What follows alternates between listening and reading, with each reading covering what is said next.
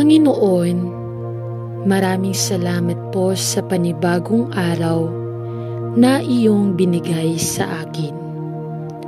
Itinataas ko po ngayon na biyayaan mo ako ng lakas ng loob upang harapin ang mga pagsubok sa aking buhay. Bigyan mo nawa ako ng katatagan ng puso at malinis na kaisipan upang malampasan ang lahat ng mga problema na aking hinaharap ngayon. Panginoon, alam ko pong alam ninyo ang aking kahinaan, kung kaya't nawa pagkalooban mo ako ng mga biyaya na aking magagamit sa araw-araw. Nawa ikaw din po ang maging sentro ng lahat ng aking iisipin, sasabihin at gagawing desisyon upang marapat akong maging tagasunod mo at magpakalat ng iyong mabuting balita. Amen. Buhayin mo sa amin ngayong araw ng Lunes ang dahilan ng kamatayan ng iyong bugtong na anak na si Jesus. Sinagip niya kami sa aming mga kasalanan at kami ay patuloy na nililinis sa araw-araw upang kami ay maging karapat-dapat sa iyo. Sa pagsisimula ng buong isang linggo, gabayan mo kami ngayong araw ng Lunes at bigyan ng lakas ng pagsisimula upang magampanan ang mga gawain na iniaatang sa aming mga balikat. Gawaran mo kami ng sapat na biyaya at makatulong nawa kami sa aming mga kapwa. Hawakan mo ang aming mga puso at linisin nawa ng iyong kadakilaang upang maging mabuti sa lahat ng oras ng aming pag-iral. Ikaw ang aming sandigan. Amen. Panginoon, maraming salamat po sa panibagong araw na iyong binigay sa akin.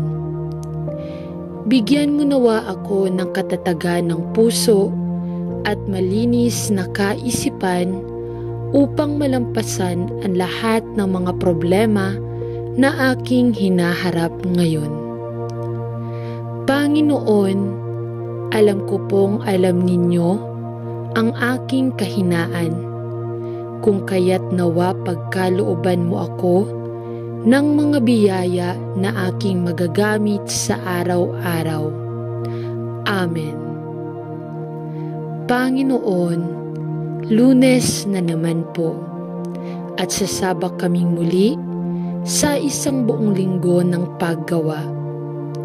Hinihiling po namin na biyayaan ninyo kami ng malinaw at matalas na pag-iisip, pati na rin ng malakas at malusog na pangangatawan para matapos namin ang lahat ng mga trabaho sa araw na ito ng maayos at kalugod-lugod sa inyong paningin. Amen.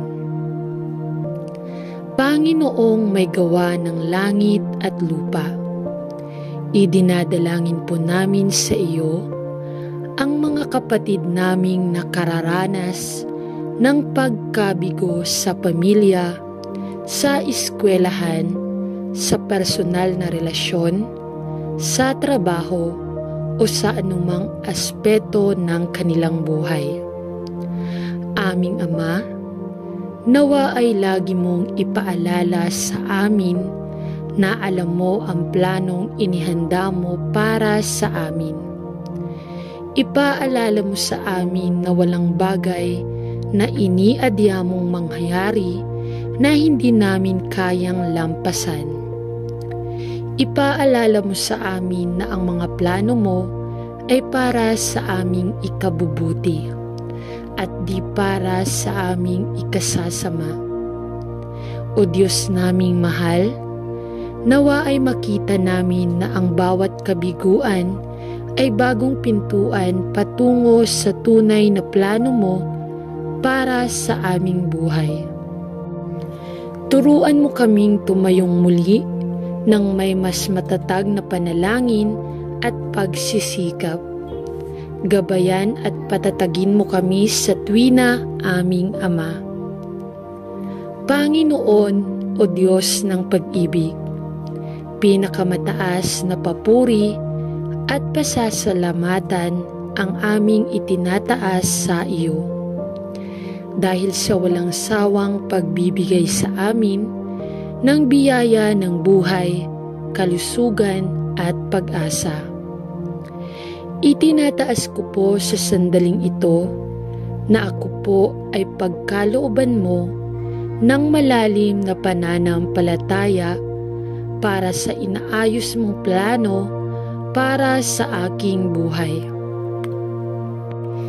Patuloy mo nawa akong isaayos at ihanda para sa sinumang taong nakalaan para sa aking buhay.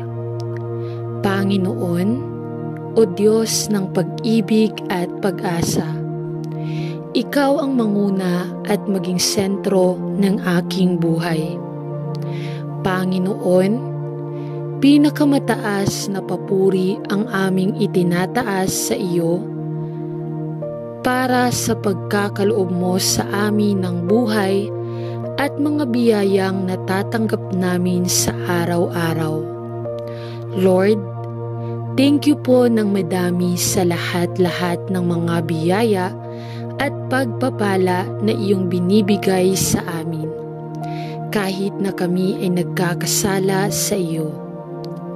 Panginoon, patuloy mo nawa kaming ingatan, gabayan, at pagkalooban ng mga biyaya na aming magagamit upang maipahayag namin ang iyong salita at upang kami ay maging karapat-dapat na sumunod sa iyo.